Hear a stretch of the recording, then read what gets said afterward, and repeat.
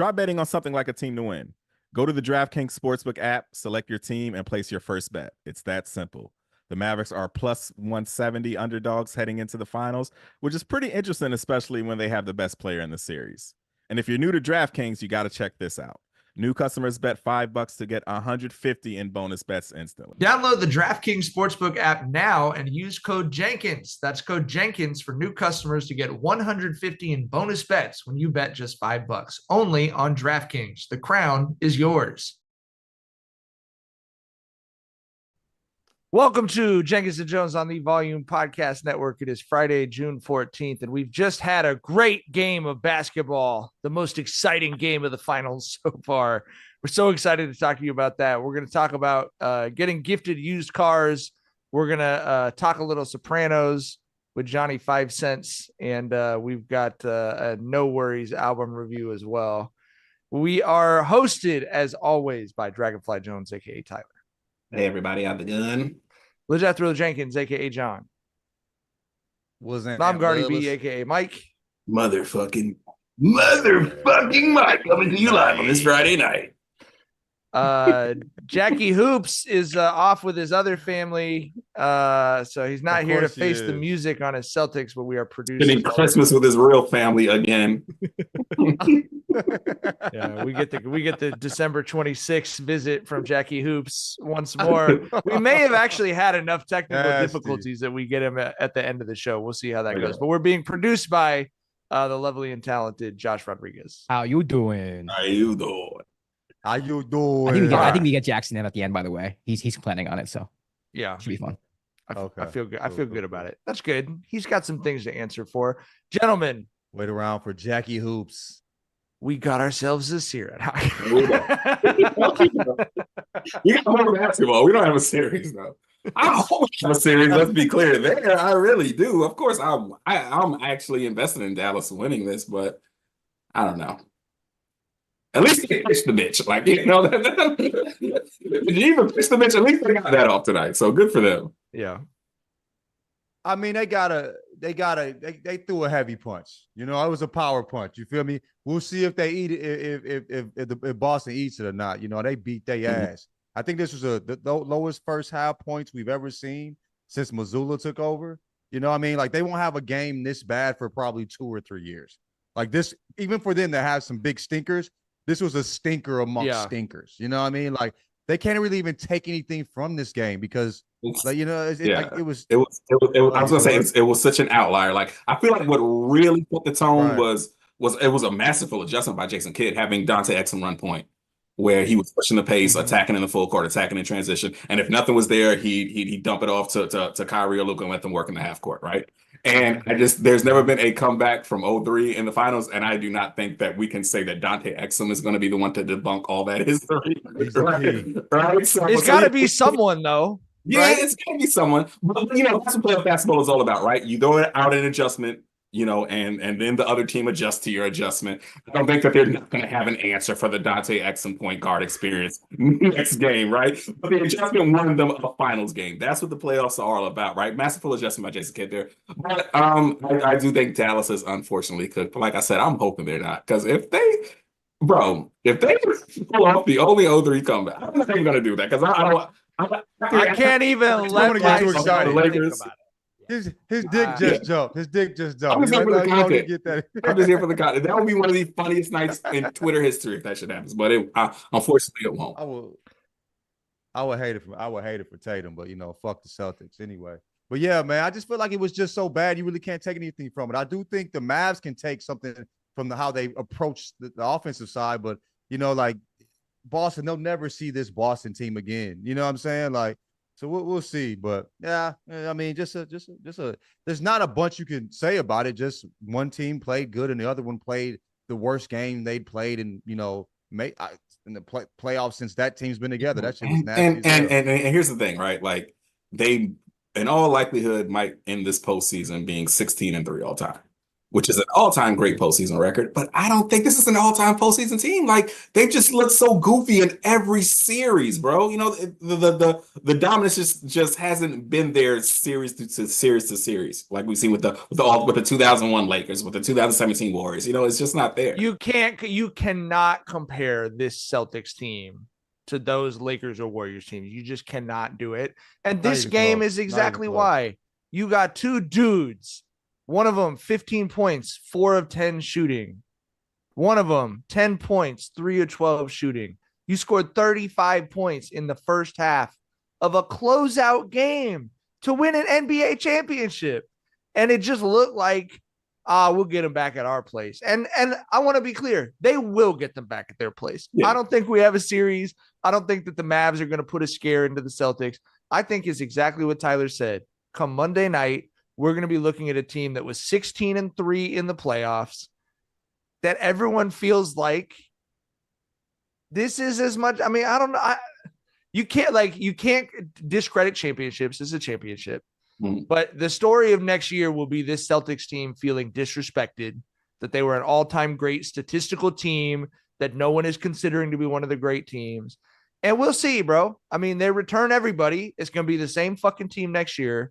And I don't know. Like I said, I'm not going to go crazy, but this game is exactly what people are talking about when they talk about this team. You scored 35 points in the first half of a closeout championship game. Fucking bro. Nasty. Didn't even sniff 50 in the first half.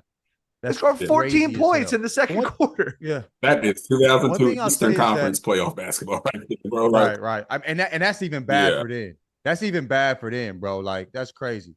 But I mean, the role players looked really good for the Mavs. Like they loosened up finally. You know what I mean? They're playing more loose. I mean, they feel like they have nothing to lose. So, hey, we'll see what happens. They say like that closeout game is really difficult. You know what I mean? And we'll see if they, you know, the Celtics can, you know, grab their nuts and get it done. I think, you know, I mean, I don't know. You just hit exactly what I would say about the Celtics team. They make a lot of really hard shit look easy, and they make a lot of shit look really hard too. Like I know it's only the third loss of the playoffs.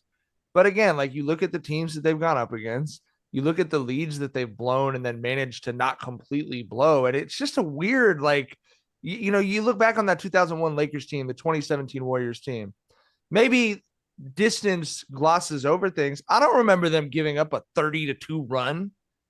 like I don't remember them going 8 minutes without scoring a basket. I don't remember them getting, you know, dropping the fattest shit of all time in the first half of a closeout game.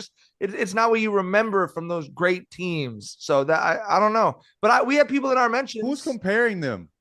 Are people comparing them? Celtics fans want their statistical due. They want their statistical due. God damn it! The number says it's the most efficient offense in history. All that, you know, that I give them. They only had 3 losses in the playoffs that they win on Monday. I will fucking give them that. You know, but no, there's absolutely people who are like, you really thought Game 3 was boring? It's like, well, not really, but I'm bored by the series. I feel comfortable saying I'm bored by the series. It's just so I don't know, but they're gonna win a championship. Congratulations to them. I kind of appreciate this because them not having the sweep makes it a little easier to dip my toe into that. Like, we'll see next year if like anyone in the Eastern Conference is healthy. We'll see what happens in the fucking playoffs next year. You know what I mean?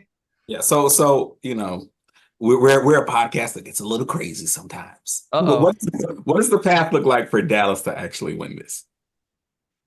I feel like we still haven't. Are we allowed to bring up injuries, or I don't know what else. I think not even put that out.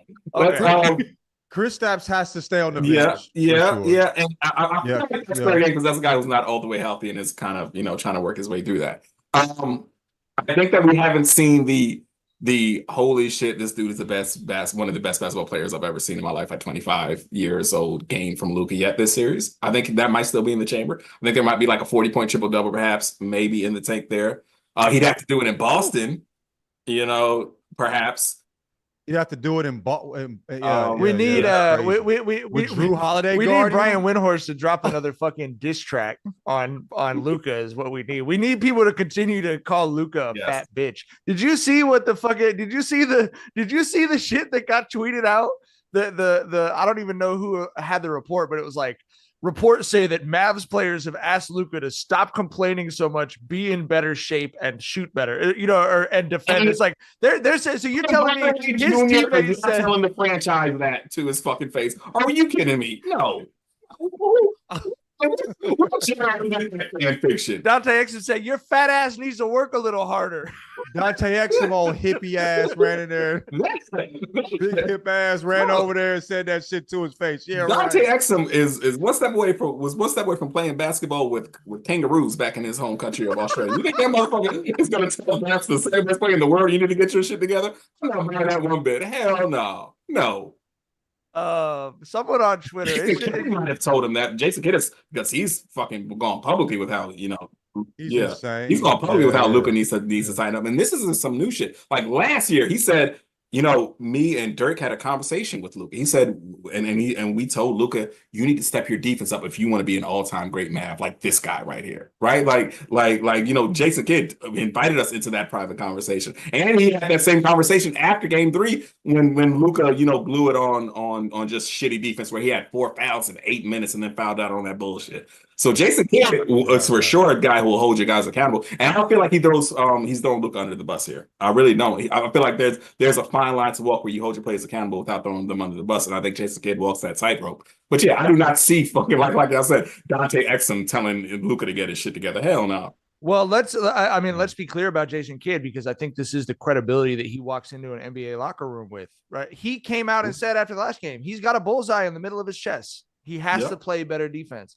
But because people went so far, I mean, it was people up and down my timeline calling Luka a fat bitch, which is just always a funny thing to call a man. Like, it's just always funny to refer to a world-class athlete in that way. But who's homie who be singing in the Cars of Celebs, James Corden or whatever the fuck? Yeah. They said that was Luka. There's a picture of James Corden looking wistfully into the distance. They said that was Luka watching the finals game after he fouled out.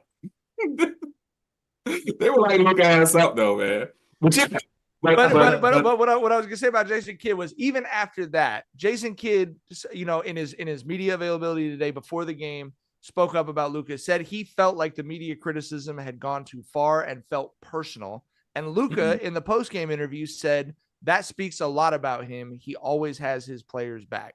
So the franchise understands what that tough love from his coach means. Yes. And that is good. I mean, you need that if you're going to have a coach like Jason Kidd. It's like to throw it back to the discussion we had on Don Staley. You can be a player's coach while still holding your players accountable, right?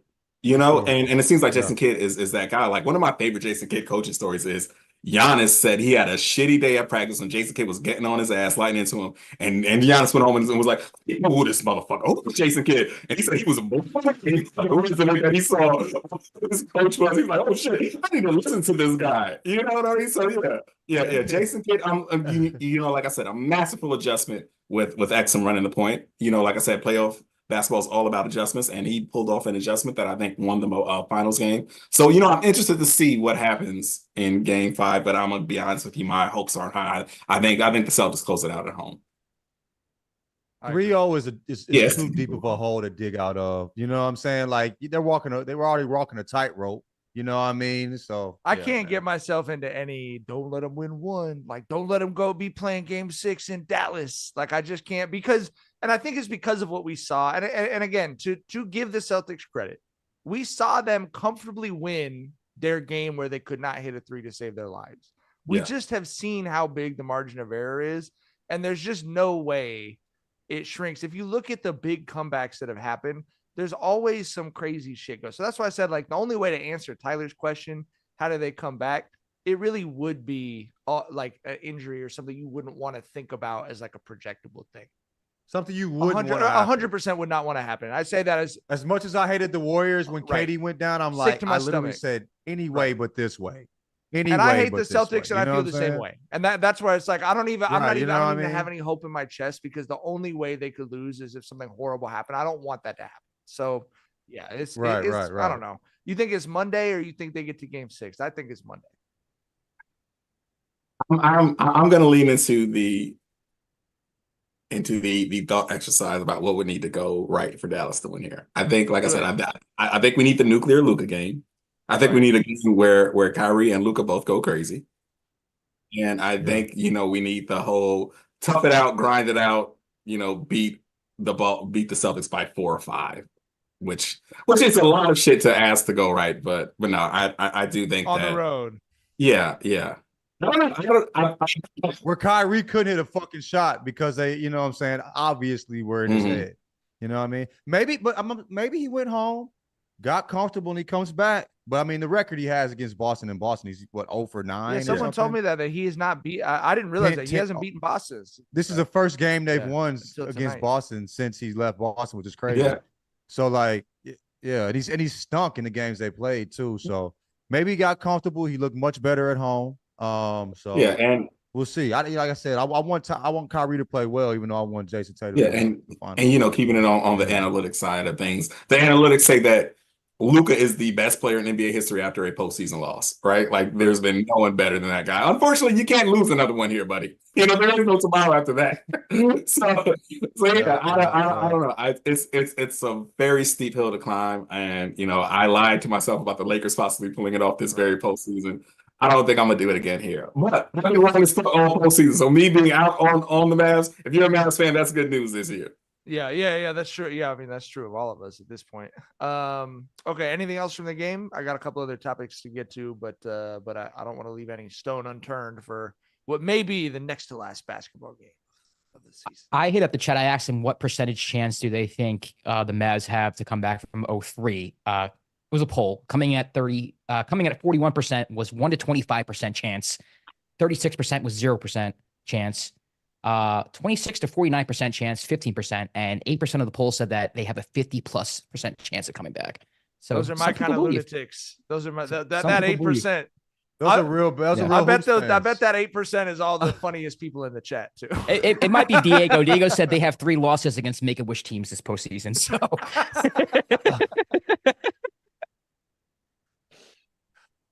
God damn. All right. Well, I wanted to talk about this is we haven't done like a trending topic of the week very often, but I actually am very interested in your guys' thoughts on this. Did you see the viral tweet of the teenage girl who was gifted an old beat up car by her parents and texted her mom and she like sort of like politely declined the car and was like, this is not the kind of vehicle I'd be. I don't know. I assume as a teenager because it seemed like a 16th birthday present type of a thing, and was like, I didn't know you hadn't seen her. I would have got the text up to read it, John, but politely declined it and was like, I appreciate you guys saving up, for me, but I just don't want to drive that car. All this other stuff, and then the mom obviously is just like, this is exactly what's wrong with fucking kids today. All this other stuff, and it's very rare that we go 3 for 3 on a boomer take here, but I thought this one might be in the running. Tyler, what did you think of when you saw that text? For one, I felt like I immediately knew it was probably fake because I felt like there was so much background information. Okay. Yeah, because I felt like there was so much background information given to people who intimately know each other, like a parent and a daughter. Like you and dad, y'all have great cars. I'm just a kid who's doing great in school, and all I want is a nice car. Like I don't think that's something that you would text out, like that. I think that's probably a conversation you'd have face to face with your parents. You know what I mean? But I do think that it did open an interesting discussion. The picture of the car is very realistic, though. Yeah. Listen. Yeah. I'll say this. Is it on your timeline, Tyler? You need to see I'll find it for you, John. Yeah, keep going, Tyler. I'll find it. Bro, I deleted the app. No. My life is great. I would text you. My online life. I would text you the screenshot. But Tyler, go ahead. Yeah, but like I said, I do believe that it sparked an interesting discussion because I feel like so much of parenthood dialogue, so much of parenthood philosophy revolves around what do kids owe you and what do kids deserve, And I feel like where you stand on that is where you stand as a parent, how progressive you are, how conservative you are as a parent. It's basically all revolves around that. I'll say this in this particular instance. I was low key with the shorty. I felt like, bro, like, hear me out. I felt like that was a 16-year-old boy car. Like, that might be the most boomer take here. I feel like you can not a 16-year-old boy in a Buick. And a 1997 Buick. No, that is a car that will make a 16-year-old boy a man. You know what I'm saying? With all the bullshit that comes with that car. You know, you know, You like said they got her the car from Cars that has the mustache, not the eyelashes. Right, exactly. Like in my teenage years, I ain't never had a shorty pull up on me in a Buick, dog. You know what I'm saying? I feel like the when I was growing up, you know, when it came to cars, the girls got pampered a little more than the boys did, and I was like, okay, that's cool. Like, you know, I mean, because you don't want no, you don't. I mean, the risk is different if the car ends up on the side of the road. Yes. You know what I'm saying? You feel me? Yeah, So yeah. the risk is very different. That's a huge part of it. If a car breaks down on the side of the road in the middle of the night and you're a guy, you're straight. If you're a woman, that's something you can thug it out. You know? Yeah. You know what I'm saying? If you're a dude, other way, like you said, right. That's really so yeah. scary. But I don't know. I'm of the belief of this. You know, in the text messages, I felt like there was clear communication from the child talking to the parents about how this is, you know, I appreciate y'all doing this for me, but this is not something I want. And I do not think that you need I don't think that children need to be grateful for whatever is done. As long as you're communicating clearly like that child was communicating there. Like, people are going to look at that as being ungrateful, blah, blah, blah, blah. But I still feel like if you tell somebody, like, look, I appreciate what you did for me, but this ain't it. This ain't necessarily what I want. I don't think there's anything wrong with that. And I think that people are taking that the wrong way because it's coming from a child. Because if you bought your 40-year-old white a $2,000 Buick, you know, and she was like, I don't really think I'm feeling this. I don't think there'd be this much pushback.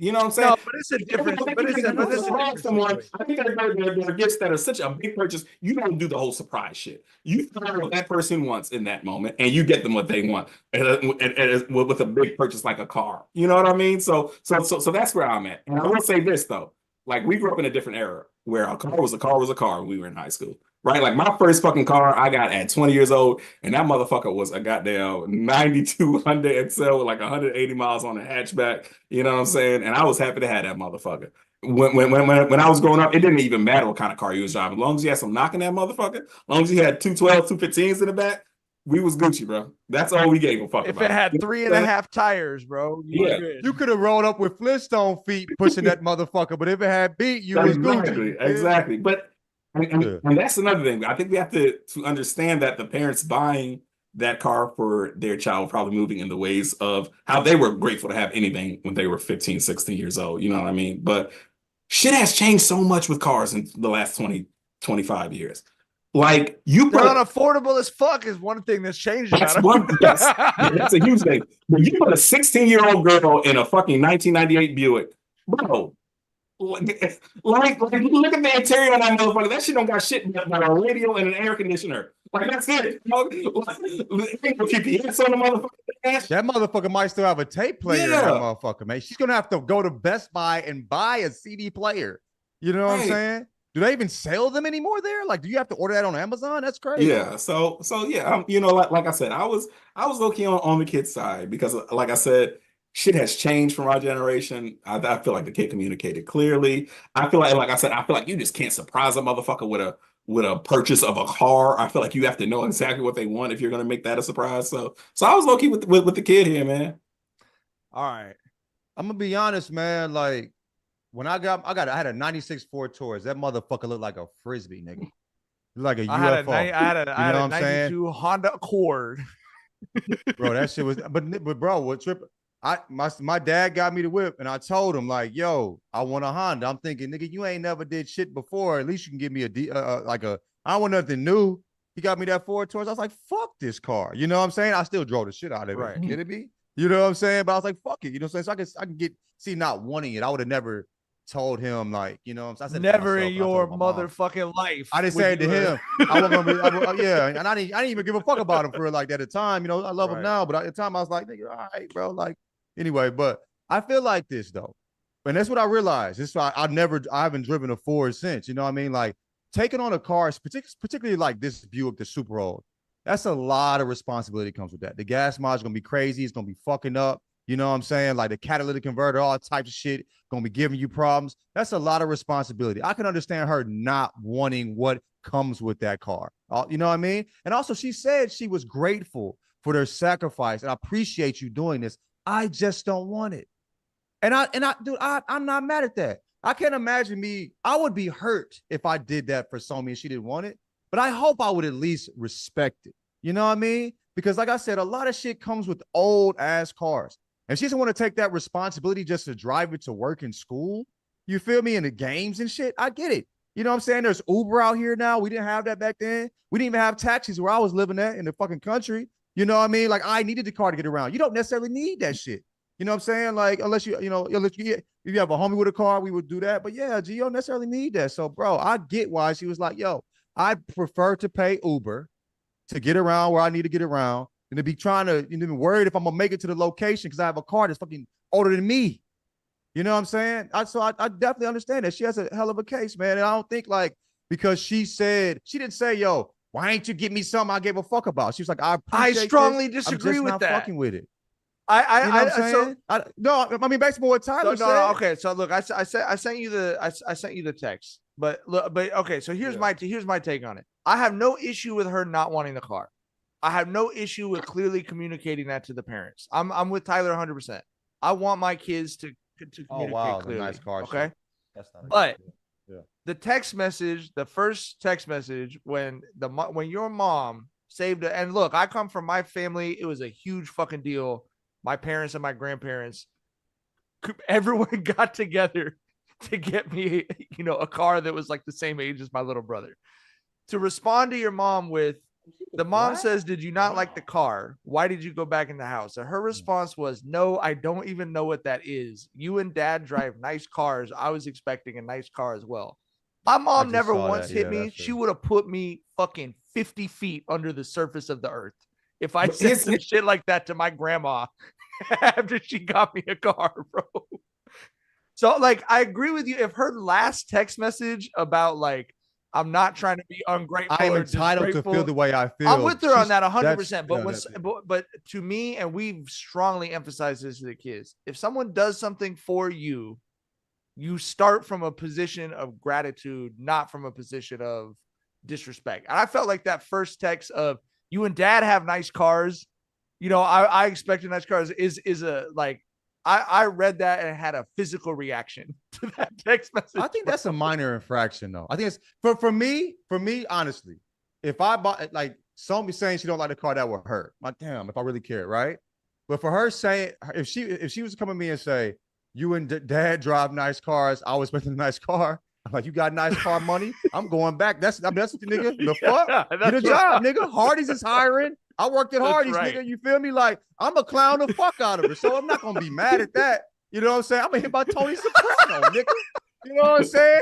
You got fucking money for this fucking nice car you talk about? The fuck? You know what I'm saying? Metal? You know what I mean? But get you a fucking job. You know what I'm saying? But I also think there's something there where a lot of parents and a lot of adults feel like children do not deserve the same things that their parents and their adults deserve, right? Like you see it on a mini scale where it's like at cookouts, the ribs are for the adults and shit. You know what I mean? Like little shit like that. And I'm just not with that. Like I think that's not of her to say, goofy, y'all got nice whips. Why can't y'all get me a nice car? You know what I mean? I don't think that's disrespectful. Bro, I don't think it's disrespectful, but I don't think it's disrespectful at all. But I think it's fucking hilarious that you think because I work hard as fuck and I got that your first car that you don't even get the fucking oil changed on. You know what I'm saying? I'm gonna run into the fucking ground. I'm gonna get you the same shit that I had to work for, as well as had other cars and know how to take care of a car. You feel me? Like, dog, how did you do? How did you treat your car? 6-4 tours? Maybe because I thought it looked goofy, but mainly because I didn't know what the fuck I was doing. I ran that bitch into the ground. I did no real maintenance. I was like, I know I'm riding this motherfucker until it blows up. That's You feel me? The oil change is the oil light was a success. Right. You know what I'm saying? Maybe I'll do it. I had to put just 1 quart of oil in that motherfucker to make it go away. Dude, I knew a kid that blew the transmission out in their car because the brakes weren't working, and he used the parking brake Come on. to stop the car driving to school. So it's the brakes had fucked up, and so he started pulling the parking brake. Nigga, I'm not giving you a nice car so you can do some silly shit like that. You feel me? The Buick is this 20 a car older than her. Crazy. I get like them nigga. I'm not. That's wild. Right. You feel me? But if I got you like a 2015 Yeah, Honda Civic, that's you all know good what I discussion. mean? Yeah. That's a Yeah. Okay. And I would say the most boomer stance I probably have here is I would be interested in what the daughter exactly expected this to look like, because I feel like social media has ruined that, where you're seeing 16-year-old hopping out here taking pictures of the fucking Mercedes S-Class that their parents bought them and shit, and that's not normal shit. You know what I mean? And that's what I would be the saddest They about. make it look like it's normal though. They try to make it look. That's normal, what I would be you feel me? saddest about. John said it would make him sad if you buy something for so many shoe rejections. What would make me saddest was the feeling that as a parent, I did not impart those values onto my kids. That like what you've seen on social media has nothing to do with what you see here. But this is your chance, my guy.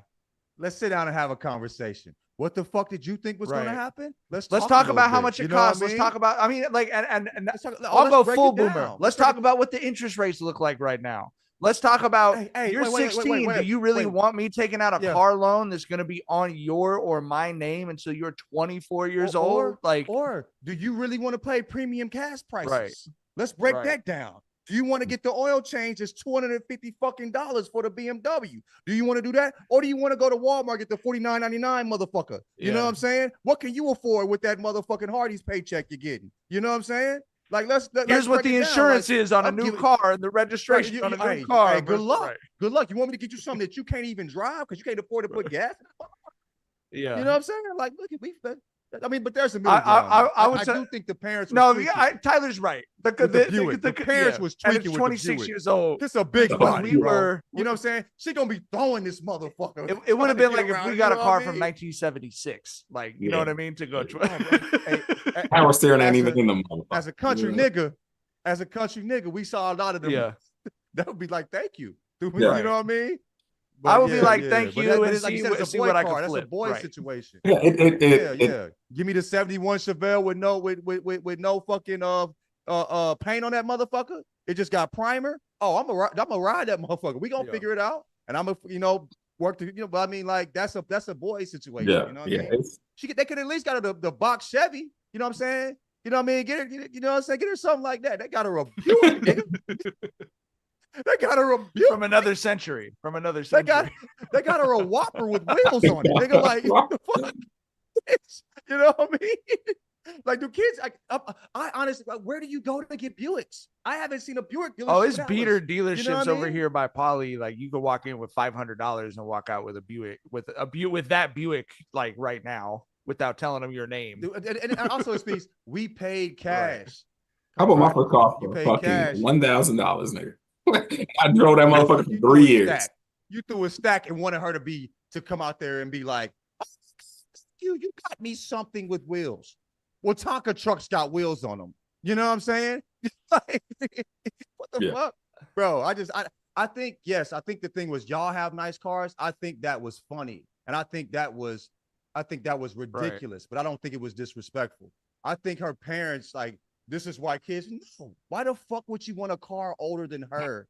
You know what I mean? That she has to be scared will make it to school fucking 5 miles down the road. You know what I mean? Like, hell no, man. I get it. I'll call the Uber and get the Tesla to drop me off. Fuck you mean? Yeah, it's like I said. Get the Model S to pull up with the so you know what I'm saying? It's like I said, bro, you can't do surprises with gifts that big, I feel like you have to know exactly what that person wants in that moment and get them exactly what they want in that moment. Like, I don't know if I've ever imagine pulling up with a Buick. Imagine pulling up to the house with a Buick. A 16-year-old in a 1998 Buick. What are we doing here? When is a nigga got a Buick, a 20-year-old Buick, and been happy? Yeah. You know what I'm saying? I would have been happy as fuck. I would have been happy as fuck, bro. And I would have been a hero to my best friends that we were rolling around in that nasty ass fucking Buick. You know what I mean? And I'll tell you what, hey, the car I got, you were talking about maintenance. I knew I had to put oil in it because mine leaked about a quarter week, dog. So I had to fucking. And that's a boy I had car. to, I had like to keep Tyler it topped said, up, nigga, and like, we, for anyone in Long Beach, we would race that shit off the side of Signal Hill. I fucking bottomed it out at the bottom of that hill. I don't know how many times we used to race the shit around the traffic circle at 3:00 in the morning. you said it was a 92, Yeah. right? You said it was a 92 Yeah. Honda Civic. What's that's 10? I mean, that was what you got. It was like 6 years old. No. It was like it was or no, I have my years. It was 10 You years got old it? when I got it. It was 10 years old when I got it. Yeah, Okay, you got it. You got it when you graduated. yeah. I got it right? I got it senior year of high school. Yeah. See, okay, cool. So like, bro, that's 10 years. This is a No, this for is sure, at least a for 20-year-old car. sure. But If it's in the 90s, that's almost 30 But years. I would tell you this, just based on how I was raised, I've never in my life refused a gift ever, especially not when I was a kid, and especially not and that is like there's some Italian shit wrapped up in that for sure. There's no world where I make eye contact with my grandma and say no, thank you. Like I would eat myself until I was physically ill if she was like, you didn't like the steak, and I told y'all about that fucking nasty ass steak she was making.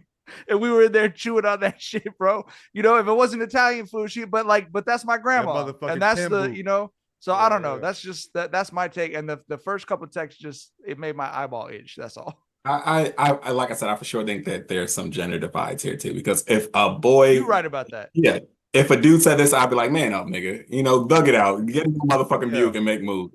I'm sorry, we still think that way with this context. Yeah, but I think if you're raising daughters, you want a daughter to be vocal about when she does not like things, when things have fallen short for her in regards to her expectations when people are dealing with her. I think that was something you would want to encourage and foster in a woman, because that is something that women need to do more often. Not at all putting the blame on them. I'm putting the blame on society about how society just shit on women all the time and expects them to take it. So I think you'd want to, if you have a daughter, I think you would want your daughter to be vocal about what she does not like, something like this. That's true. And I also like that last paragraph that she sent. I'm entitled to feel the way I want to feel, Mom. I'm with all that, dog. I'm with all that. But I'll tell you, like, if I give Vinny, if I make him the pasta sauce that has sausage in it, he doesn't like sausage. This is how he will approach me. Thank you so much for cooking dinner. I really appreciate it. I forgot to remind you about the sausages. Could I have a bowl that doesn't? You know what I mean? Like, it's just starting from the position of like. And Tyler, I'm not on that. Like the kids don't get the, don't get ribs. I'm not on any of that shit for sure. But you make an interesting point, because since my kid is my oldest is a boy and he's going to middle school, I'm for sure thinking of this as an interaction that I would have with him. And you're right. Even just thinking about it with my own kids, I think about it being my daughter. It's like, I would be, of course you want your daughter to feel comfortable, telling you that stuff. And I would be comfortable if he did too. If he came at it from the first step, like, he came out, saw it, went back inside, and then sent me a text like, why didn't I get a car like your car? Oh, God damn. But you don't think that's funny? Because I think kids are crazy like that. I think kids, I almost expect if he said that shit to my wife, like, if he said that shit to my wife, dog, why do you buy me a car like your car? bro, I'm bursting out laughing in his face. If baby boy did, I'm going to burst into laughter. Like, wow, you really don't know shit, do you? You really are fucking insane. Because that's what you said is absolutely fucking insane. What have you done to earn a $40,000? Do you know how much you count to 40,000, motherfucker? You know what I'm saying? You know what I'm saying? Bro, nigga, let's get the fuck out of here, bro. I'm like, I think it's amusing to be that crazy. I think kids are amusingly crazy to me. So I think that's pretty expected, the initial reaction. The where she ended up is what I really respect. Because initial reaction, like, but she didn't stand on that. She's like, yo, hey, I see it's going left. I want to let you know. I respected the communication skills above all else. I do appreciate it. I do appreciate what you did. I just ain't fucking with it, and I'm entitled to not fuck with it. I love that. Hey, cool. You don't have to fuck with it. I'll get my cash back. Sell the motherfucker. I'll sell it for $45. I'll buy you a new Walkman. Right. Give my $45 back and go buy 4 hot dogs with that motherfucker. You know what I'm saying? Yeah, we'll get one dinner. I'll swap it out for a weight bench. You know what I'm saying? You know what I'm saying? You feel me? Right. I got this 45-pound plate. I'll trade you for a car. You know what I mean? I'll trade you for your Buick LeSabre. Josh, what does the chat have to say about the car dilemma? A lot. I mean, I posted the question, what was your first car? I mean, that sent everyone down like a memory lane rabbit hole. But these are 2 comments that I think sum up how I feel. Floyd says, male or female, you're going to take what I give you and figure it out for yourself. I'm not really one of the, and I'm not a parent like that either, but it's just, I might you have be. to like. You are. But you are in this. No, situation. I'm not. That's It's all. like I said, it was. I'm not, I promise, but I'm. It was the lack of like. I would never say like can't fucking take it or leave. I would never say that. I just would be. Don't you say it to me. You know what I mean? That's what I'm saying. Like, don't you start the conversation off with, I'm fucking, you can take it or leave it. I'm not taking it. Well, so Courtney Williams said buying my son a car for graduating was one of the proudest moments of my life. And I feel that. Like, it's kind of like I saved up whatever you did. What did she get him though? Courtney? Yeah, Courtney, what did you get your got son? I'm wondering. Hey, Courtney, but my regardless of what it mom is. and my Was there dad, conversation who about wasn't it? even, no I one need was some talking to him at the context. time, and my grandparents saved up, and it would not have fucking matter what the fuck they got me. So Courtney, you should be proud as fuck of that, bro. This wasn't. But like I said, I feel like so much of this goes down gender lines. She bought it for her son. We're men. Like, you know what I mean? Like that's an important distinction here too, dog. You gonna take this Pinto? Also, as much as I would, as proud as I'd be, and much as I like it, if my shorty wasn't happy with it, like I said, it would hurt me. But like they shouldn't have to deal with it because I'm hurt. If they, you know what I mean? Like if they don't want to, No, we're big on that. So I never put, for that. you know, I never put my emotions on them. It's their responsibility or whatever. 100%. Yeah. My emotions are not their responsibility. You feel me? So like, if I got my fucking child a 30-year-old Buick, Listen, bro. and was What if like, she? like- Okay, hold like- on. What if Courtney says she got a '98 Buick? Let's say. That would be the funniest shit. Courtney, thanks for That'd listening. be We're really funny. sorry with the direction this But conversation no, went. I love a nice Buick LeSabre. Dependable Swear to car. God, But no, look, that leather. Mwah. it goes back to like my thesis thing here. You just cannot surprise someone with a gift that big. And I would agree. I'm gonna tell you how I stand on that personally from personal experience. You know, I've told y'all the story about how me and Summer agreed to get married, where she was like, one day was like, you know what, I think I want to marry you. I was like, oh, for real, let's do it this summer, right? Like that was how we agreed to get married.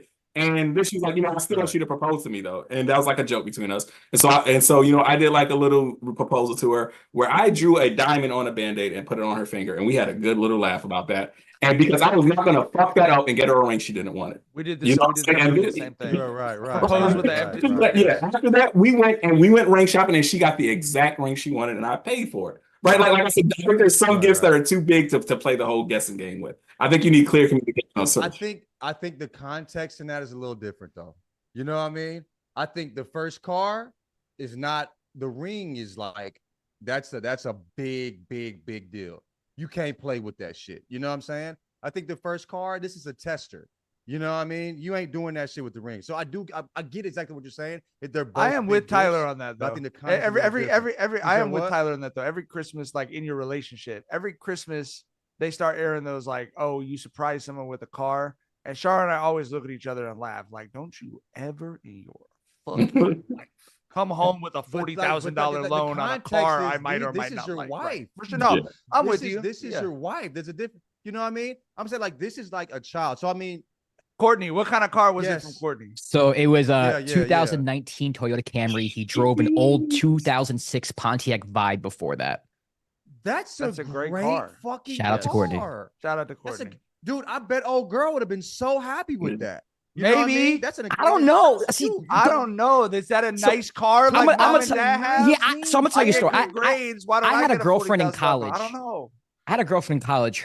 She drove a Nissan Altima, Drive which was cool. 2009. Nissan Altima. Her parents got it for her in high school. Her little sister ended up getting a BMW, and she was furious with her parents, like just furious. Like, how can I get a Nissan? It was a nice car too. It was mom like and dad had a better couple years. That's the way the fucking cookie crumbles, bro. I just feel like that get the comment frustration, though. I is get something the that I think she would say. Like that brought me back to that. I was like, you know, but I mean, listen. That's some hating ass older sibling shit. It is. I would have been on the same thing. We Of broke course up Matt shortly gets a after. fucking BMW. For sure. Bro, my younger siblings had a totally different life experience than I had. You know what I'm saying? Like, as far as how, the parents, I mean, I warned my parents the fuck out. They was tired of beating people's ass by the time by the time I graduated. You know what I mean? I tired their ass out. You know what I mean? And then and also they were older. They making different decisions and stuff like that. So they a little bit more bread. You feel me? But like, so I mean, but I do get the like, yo, I got this and somebody got that. Like, I wouldn't be actually mad, but I would be at Thanksgiving dinner, you know what I'm saying, at fucking 30, clown, like joking about it for sure. You know what I'm saying? Mm-hmm. All right. Anything else from the chat? Yeah. I mean, the chat's going off. Go Hey, says Mr. Dude, my everyone first car would was a want that. 3-legged mule. Uber Eats won't let me deliver anymore, which I found hilarious. Yeah, and a lot of people in chat, I mean, everyone was kind of listing their first cars, and a lot of people just, Who had a crazy first car? Like, my homie's first car was a Q45. His dad was in like everybody. I had a Ford Taurus. The other homie had a Honda. We was happy with all it. Like, I mean, it was just have like back in the day you had a whip, even if it was ugly. You know what I'm saying? Glad you had wheels. You feel me? But like, I had a homie that had like a Q45, nigga, like green. Like, I wonder who anybody had any crazy shit like that. So in the chat, no one's really saying anything crazy, but my friend Nick had a Nissan Z, a Nissan Z. I think it was something like that. Oh, really? Yeah, 300, and I crashed it the first time I ever drove. He tried to teach me how to ride stick. I wasn't switching in time, and I looked down, and I just went right into a curb, crashed it.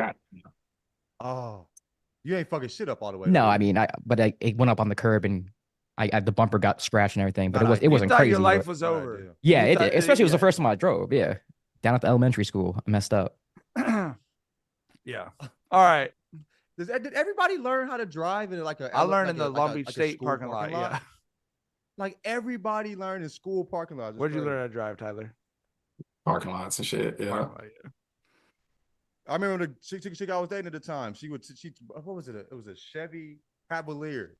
She brought me to drive her little Chevy Cavalier around. Yeah. I'm a country motherfucker. Low time I first ever drove anything was sitting on my grandpa's lap driving his fucking tractor trailer. Oh, for sure. Yeah. My mom on a road trip did the same thing. Like probably when I was 12, like just get used to the feel of the gas and the brake or whatever. She wanted me to drive stick, but her stick shift was so fucked up, which was the same age that I was, that it would slip into reverse. You know what I mean? Oh, wow. Like, it was a fucking disaster, bro. Yeah. All right. Well, we're joined by the one and only Jackie Hoops. Jackie Hoops. What's up, guys? Sorry I'm late. I was busy watching The Town. You got motivation. I mean, you're sweating. So. I know. It's hot. You got a lot to answer for, brother. I have a lot to answer for. On your team. And then the poor excuse of basketball they put on display tonight. It sounds like it was a good show. Sounds like I missed a great episode of Jenkins and Jonez. How do you feel? How you feeling, man? I feel all right. I mean, I what's funny is I forgot about this. My mom texted me after the game, and she was like, "Isn't this what you predicted? A Celtics win, but a blowout in either direction?" And I was like, "Oh yeah, I forgot about that." And I wasn't expecting it this badly and this in a closeout game either. So I wouldn't have predicted it to go exactly like this. But this was sort of expected in some sense. I think that the worrisome part is if the Mavericks and if Luka specifically, is able to put together multiple games where he is. That's what Tyler said. That's the only path. That's the thing that you're fearful of, is that if Luka can be. I mean, he was more than competent defensively tonight, I would say. I would say he was like a B-level defender. Like, he wasn't even a hole, really, in any capacity tonight. I almost thought he was good enough defensively that it was bad for him tonight. You know what I mean? Right. I'm like, you can do this every night? You could do this? Right, exactly. But, like, I do think that on the other side, like, as improved as Luka was defensively, the Celtics had a similar level of defensive drop-off. And I think that part gets sort of remedied in Game 5. You got to assume their effort is just dramatically better at home after that. But if Dallas plays that kind of defense again, I think you're looking at a very, especially if Kristaps is out, you're looking at a very, very competitive game. Like games 2 and 3, even though there were points in the game in both those games when the Celtics had big leads, were largely competitive games, especially down the stretch. So, and that was without Luka playing any defense. We have two other topics that we're going to get to, but I'm going to ask you directly. Just the question that we were chewing over is, on this end of the spectrum, you have the Celtics are going to win on Monday and go 16-3 in the playoffs. Mm-hmm. It will be one of the more dominant statistical championship runs we've seen. On this end, you have the feeling that they do not have the heart of a champion. Or whatever the fuck you want to say, right? Like, where are you on that spectrum of how you evaluate this team? That's a good question. I mean, I do think there is something to be said. I'm not going to put it as they don't have the heart of a champion. I do think there's something to be said for they haven't done this before. They haven't closed out an NBA Finals before. And I think that as much as we want to be like, these guys are superhumans who are above any sort of like, they have a certainly stronger mental fortitude than I have, but they're still human beings. And this is still like, and they're human beings who have been on a team that have historically, it's a really difficult task. And it's a task that it's the type of task like closing out a tough opponent and that they have struggled with in the past. So I think that there's still a little bit, it's one of those things that I think with all these players, with all these teams, like Dirk, like Kevin Durant, all these guys, it's like until they do it, they haven't done it. And so you're just waiting. Once they do it the one time, you really believe that they can do it. And I think that's what we're going to look back on this series being like, all right, of course they could have done it. They just didn't up to this point. But until they do it, they still haven't. And so there's still going to be a little piece in the back of my mind, like how many times have we seen, not this specific group, because I do think this 2024 version of the Celtics with Drew hasn't done much bed shitting, but a couple of the players on this roster have shit the bed a few times down the stretch of games on the biggest stage. Sure. All right, we're gonna we've got our guy has been running through the Sopranos, so we're gonna get to my new favorite segment on the show, which is Talkin Pranos with Johnny 5 Cents. John, did you get to the part where they're mad at Junior for enjoying going down on his female companion? I did, bro. Yeah. Am I echoing? No, you sound good. Okay, it's my headphones, whatever. Anyway, but yes, I did get there. Hilarious, bro. And but I hated for him and his lady. He had to shake her because he had his homies laughing at him at the dinner table. You know, you at a dinner table with your family and your nephew's wife is clowning you. You know what I mean? For like tough scene. But also, I thought it was funny that they thought you were gay for enjoying satisfying your woman. Like the fact that you would want to satisfy your woman is just like, that is very unmasculine. How crazy. You know what I mean? But I don't know. I'm enjoying the hell out of it. Fellas, the new NxWorries album is out. It's been quite a wait. And I think we all felt like it was worth the wait. Tyler, what did you think of it on first listen?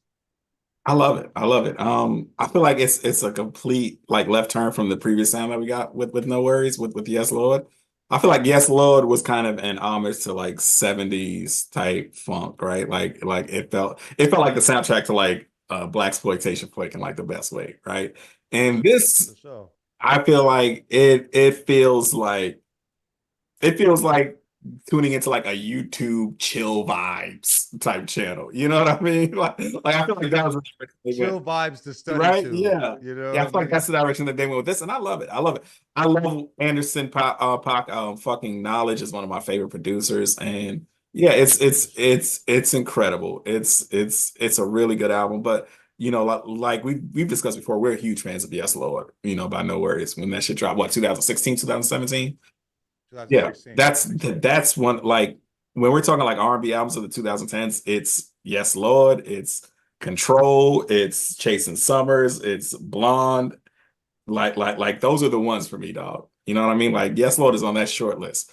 But yeah, I really do love this new album. Like you said, John, it's like slow dancing with your lady in the kitchen music. You know what I'm saying? It's a really good vibe on it. Yeah, I mean, when I was playing it, I was in the kitchen. I immediately started dancing in the kitchen. You know what I'm saying? Like I was doing the dishes like this, you know, vibing. Like I was like, ooh, I wish I was cooking something. You know what I'm saying? Like you want to cook, you know, like it's that type of energy, real grown man shit. But yeah, it's definitely a different sound. It's not as I think it did sound 70s. It was, but it also was a little more grimy. I feel Yes Law was. You know, what I mean, this is more smooth. But which I think is interesting because a lot of the topics, Anderson Paak is talking about losing his lady. You know what I mean? You know, and so like I'm like, woo, he's obviously, you know, struggling with that. I mean, as he spoke to, but the sound was very pure. So it's an interesting juxtaposition, you know what I'm saying? But I love it. I think it's a perfect album. I think them two together, they haven't dropped a single thing that wasn't a fucking slap.